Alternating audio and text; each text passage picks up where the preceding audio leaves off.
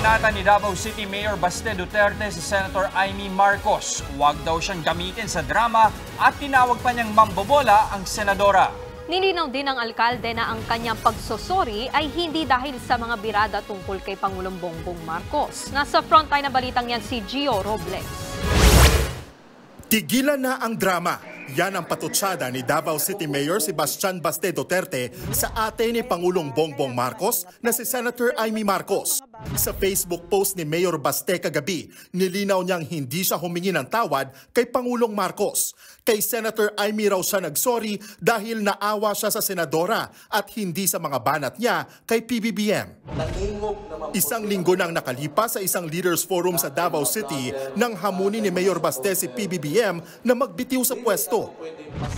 Mr. President, kung wala kay gugma o wala kay aspirations sa imuhang nasod, resign.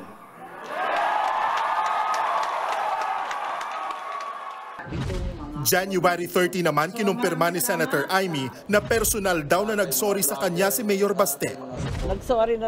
Naintindihan ko naman kasi syempre sobrang emotional siya dahil isipin mo naman ikukulong yung tatay mo at yung ate mo. Talaga namang magre-revolusyon yung damdamin. Pero sa bagong pahayag ng Davao City Mayor, tinawag niyang mambobola si Senator Marcos. Tigilan na raw ng senadora ang paggamit sa kanya. Pinalagpas niya raw noon si Amy pero hindi pa rin daw ito tumitigil sa paggawa ng ingay. Sinusubukan pa naming kunan ng pahayag si Senator Amy tungkol dito. Pero para sa dating senador na si Antonio Trillanes, nasa lahi na raw talaga ng pamilya Duterte ang kabastusan. Kaya sana raw matuto na si Senator Amy. Para naman sa isang political analyst, normal lang ang ginagawa ni Senator Amy na pakikipag-ugnayan sa magkabilang panig ng mga Duterte at Marcos.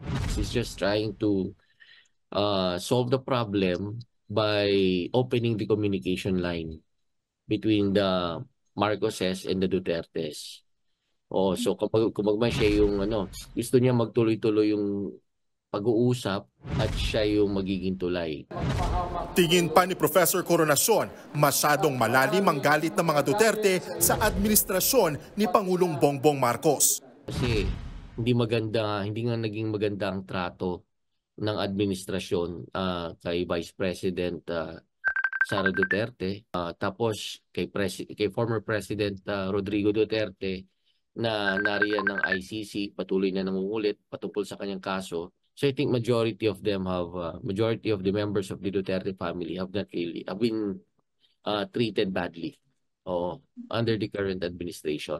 Sa isa namang bagong vlog ni PBBM ay buwelta siya sa nangyayari ngayong away politika, partikular ng pamilya Duterte laban sa administrasyong Marcos na nag-ugat sa issue ng People's Initiative para sa charter change. Sa isang bagong Pilipinas, walang puwang ang mga paninira at paghahatakang pababa. Unahin natin ang ating bayan. Magbago na tayo dahil walang bagong Pilipinas kung walang bagong Pilipino.